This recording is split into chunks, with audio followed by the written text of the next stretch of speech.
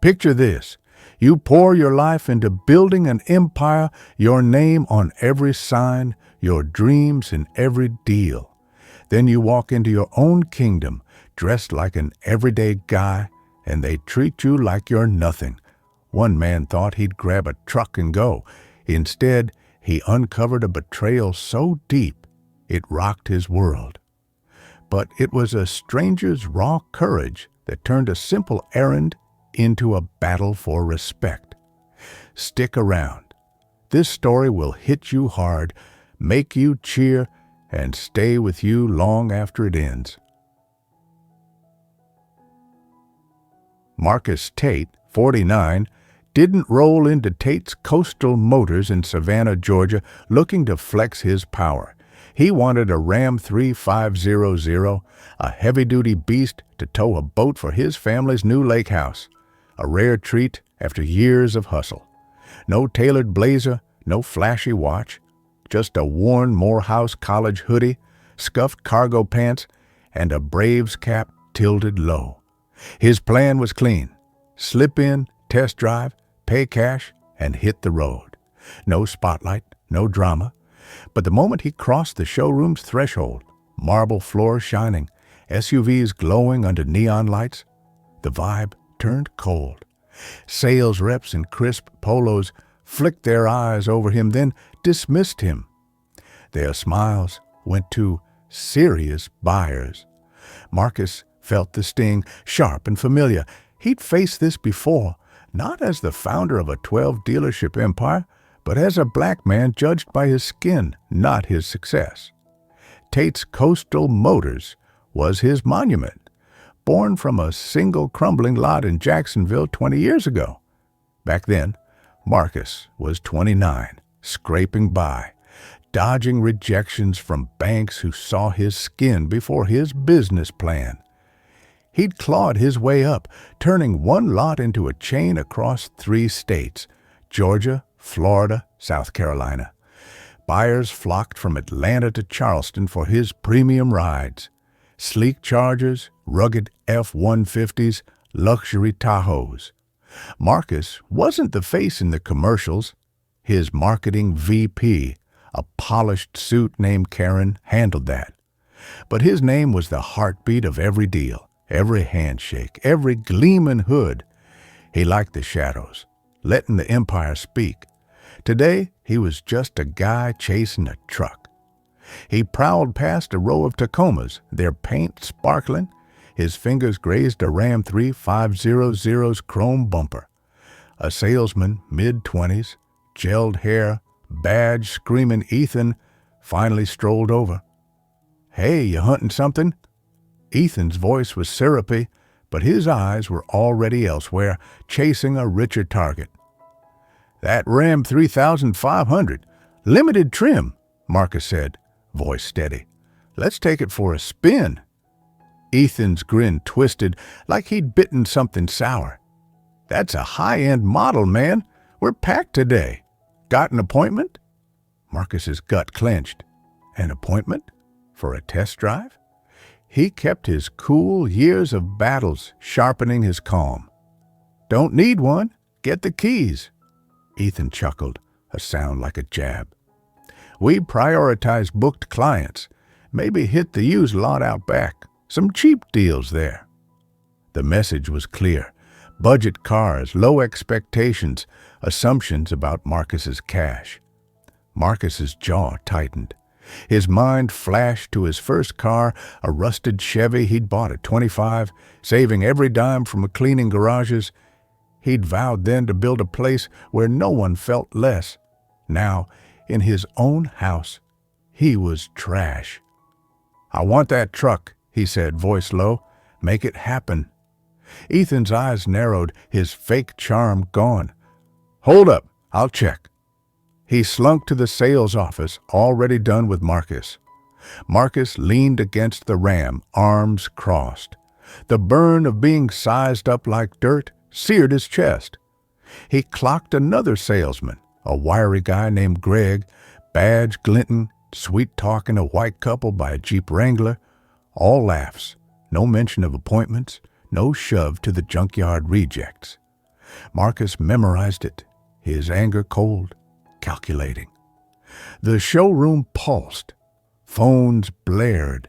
A toddler tugged at a display Mustang's door. The air carried the sharp sting of tire polish and burnt espresso. Ethan drifted back, no keys, tossing a lazy excuse.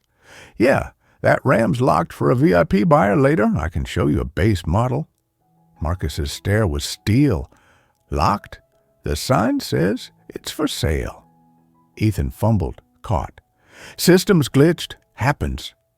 Before Marcus could press, a voice sliced the air like a whip. Are you freaking kidding me? Marcus spun. A woman, late 30s, denim jacket, work boots, locks pulled tight, gripped a folder like a weapon. Her name, later revealed, was Vanessa Carter, a landscaper who'd hauled ass 4 hours from Columbia, South Carolina for a pre-ordered F-150 she'd put a deposit on. She was tearing into Greg, who just told her truck was mistakenly sold. Vanessa's eyes blazed. I called at 7 a.m., drove through hell, 200 miles, and now my truck's gone? You're pushing a damn Escape? I need an F-150 for my landscaping jobs, not some city SUV. Greg, red-faced, stammered. Ma'am, it was a mix-up. We can order another or get you a deal. Shut it, Vanessa snapped, her voice a storm. I paid for my truck. You don't get to jerk me around. Marcus felt her rage, his own, unchained. It was raw, like the fire he'd felt 20 years ago when a lender laughed at his loan application, saying, stick to smaller dreams. He stayed quiet, watching. This wasn't just about trucks. It was about respect stolen. Vanessa's gaze flicked to him a split-second nod. They were fighting the same war. Ethan, still lurking, tried to nudge Marcus. Come on, let's check other models. Marcus didn't move, his tone lethal. I'm staying right here. He needed to see how deep the rot in his empire ran. Greg, sweating through his shirt, waved Vanessa toward the sales office, desperate to douse her afire. She planted her feet. I'm not budging till you fix this. Customers paused, heads turning. The tension crackled like static. Marcus caught a third salesman, Tyler, muttering to Ethan, Why do these people always make a scene? The words landed like a brick through glass. Marcus locked it down, storing the poison for later. He stepped closer to Vanessa, voice steady. Sounds like we're both getting screwed. She nodded, her anger fierce but grateful. You here for a truck too? Ram 3500. Suddenly reserved. Vanessa snorted. Ain't that convenient? The showroom felt like a pressure cooker, assumptions choking the air. Marcus could end it, pull his phone, call his CFO, watch the staff scatter like roaches. But he held back. He needed to see the machine he'd built bear its ugly truth. Vanessa, unrelenting, whipped out her phone, scrolling to her order confirmation. She read it like a courtroom indictment. August 15th, deposit wired, delivery set for today, so where's my damn F-150? Greg babbled about inventory snafus, supply chain chaos. His excuses were paper thin, and the crowd knew it. A manager, Derek, stocky, in a cheap suit with a scowl masked by a fake grin, stormed out from the back. All right, folks, let's calm down. We'll sort this. Step into my office. Marcus's voice cut like a blade. No office. Fix it here, now. Derek blinked, thrown. Sir, this ain't your business. Marcus's smile was ice. Trust me, it is. Vanessa glanced at him, intrigued, sensing an ally. Derek, floundering, turned to Vanessa. Ma'am, we can refund your deposit or get you another ride today. Vanessa's laugh was sharp, cutting. Refund? I drove 200 miles for my truck. You don't get to weasel out. Marcus piled on. You've got F-150S in the lot. I counted 3. What's the problem? Derek's face twitched like he'd been slapped. Those are allocated, sir. Allocated? Marcus echoed, scorn dripping. Like my Ram? The crowd was hooked. A guy with a soda froze mid-sip. A woman eyeing a Cherokee crept closer. Derek cornered, hissed, "We're trying to help. Don't turn this into a spectacle." Vanessa's voice thundered, "Spectacle? You sold my truck out from under me. You started this fight." Marcus nodded, eyes locked on Derek. "And I'm here for a truck that's sitting right there. So why the runaround?" Derek's face was crimson, but before he could spit another excuse, Ethan jumped in, voice shaky. Okay, we'll work something out. Maybe a different model for both of you?" Marcus shut him down, voice like iron. "Not different. That Ram, her F-150. Do it." Derek hesitated, then barked at Greg. "Grab keys for an F-150.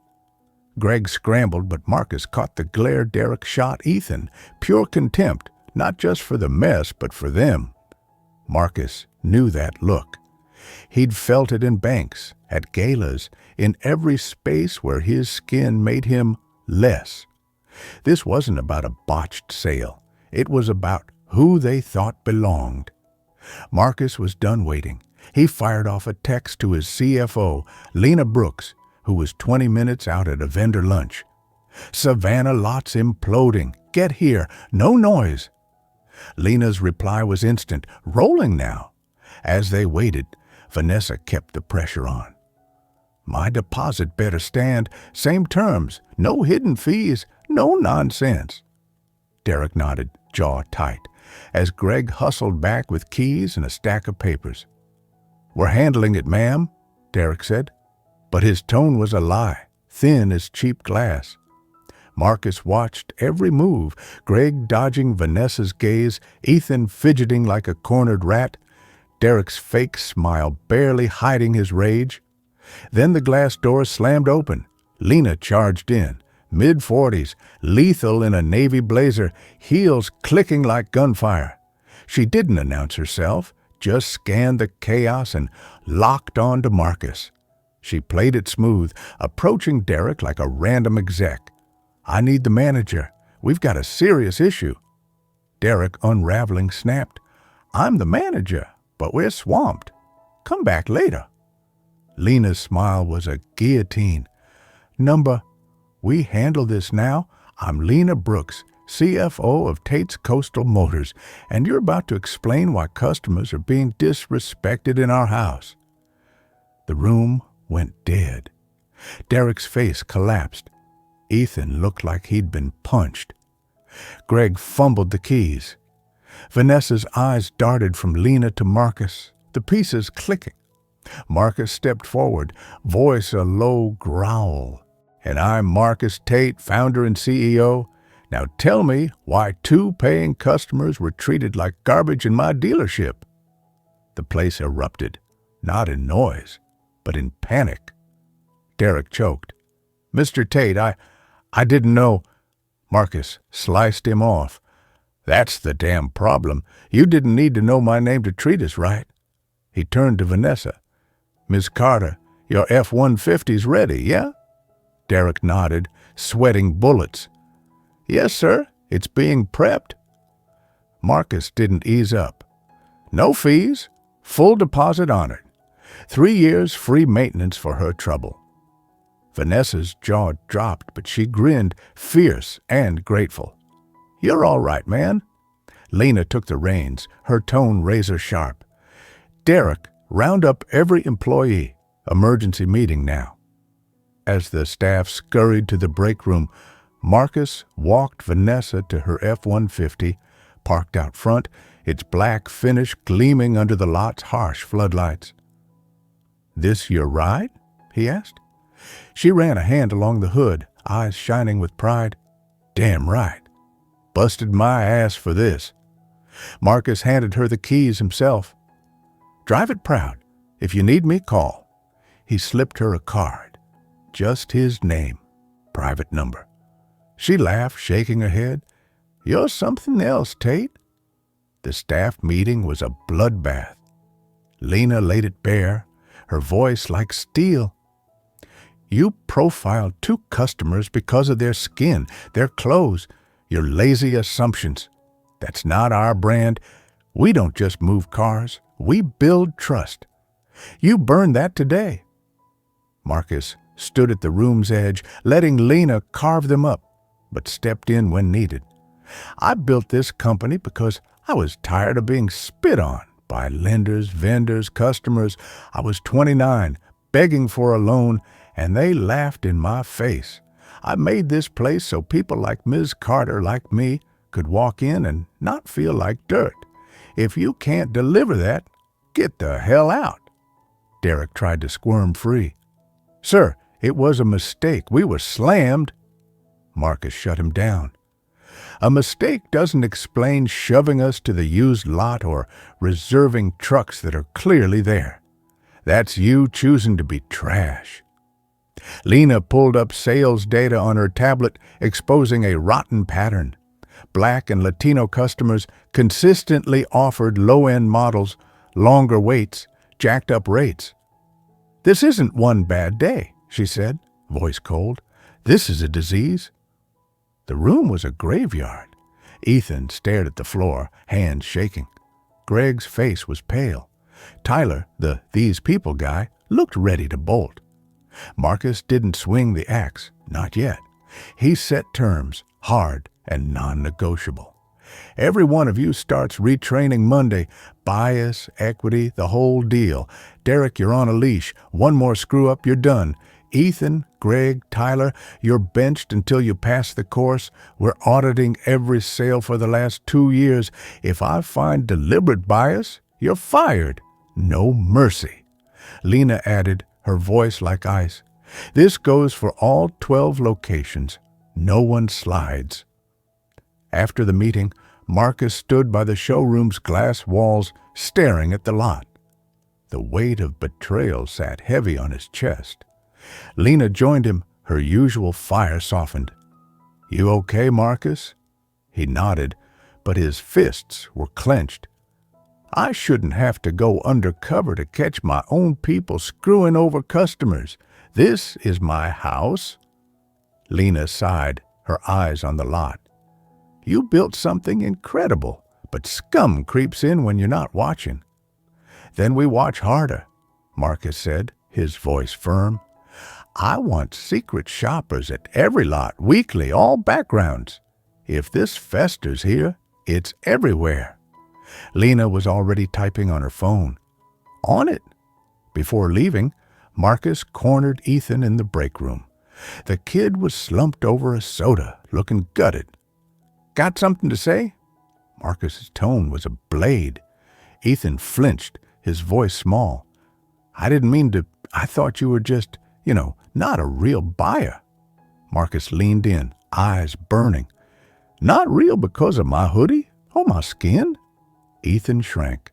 Both, I guess. I'm sorry. Sorry's cheap, Marcus said, his voice steady but hard. You want to stay? Learn to see people, not your biases. Start with Ms. Carter. She's a landscaper, built her business from scratch, drove 4 hours for us. She deserved better. So did I. Ethan nodded, barely breathing. Marcus left him to stew, climbing into his Ram 3500, bought clean once his name hit the paperwork. The drive to the lake house was silent, the new truck smell soured by the day's rot. He thought of Vanessa, her fire, her victory. He thought of himself at 25, scrubbing floors to afford that junker Chevy, dreaming of a dealership where no one felt small. He'd come close, but the cracks were glaring now. He stopped at a gas station halfway, the neon lights casting shadows on the pavement. An old man at the pump, black, gray hair under a worn cap, nodded at the Ram. Nice ride, he said, voice rough but warm. You must be doing all right. Marcus smiled faint. Trying to. Built a business to make sure folks like us get a fair shot. The man's eyes crinkled. "Keep at it, son. World needs more of that." The words stuck with Marcus, a spark in the dark. He drove on, the road stretching under a starless sky. At the lake house, he didn't unpack, just sat on the tailgate, the water lapping quietly. He replayed the showroom, Vanessa's defiance, Derek's lies, Ethan's shame. He'd turned a disaster into a reckoning, forcing his empire to face its flaws. It wasn't flawless, but it was a start. A month later, Vanessa emailed him a photo.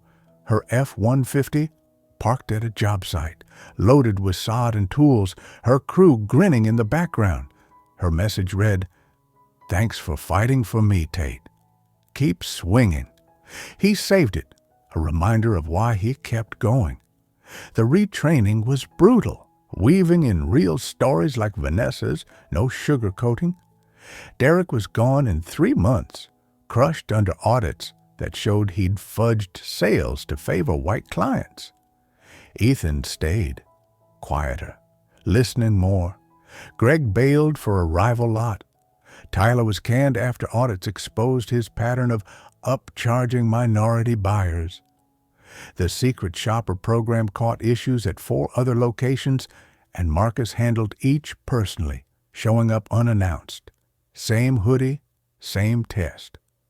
6 months later, Marcus drove his Ram to the lake house, the bed packed with fishing gear and a cooler. He parked by the water, the sunset painting the sky in hues of amber and crimson. He didn't unload, just sat on the tailgate, the valley, quiet below. He thought of the showroom, Vanessa, the staff who'd either grown or burned. He'd faced the cracks in his empire and started to mend them. It wasn't perfect, but it was progress. He thought of his dad, a mechanic who'd never owned a shop, who'd told him, "Build something that lasts, son, something they can't break." Marcus had. He'd keep building, one truck, one fight, one truth at a time. To everyone who's been dismissed, disrespected, or pushed aside, hear this. You don't need a crown to demand your worth. Walk in, claim your space, make them choke on their doubts. Your presence is enough. If this story lit a fire in you, share it. Drop a comment. Smash that subscribe button. Let's keep shouting stories that cut deep, stories that demand we see each other, truly see each other every single day.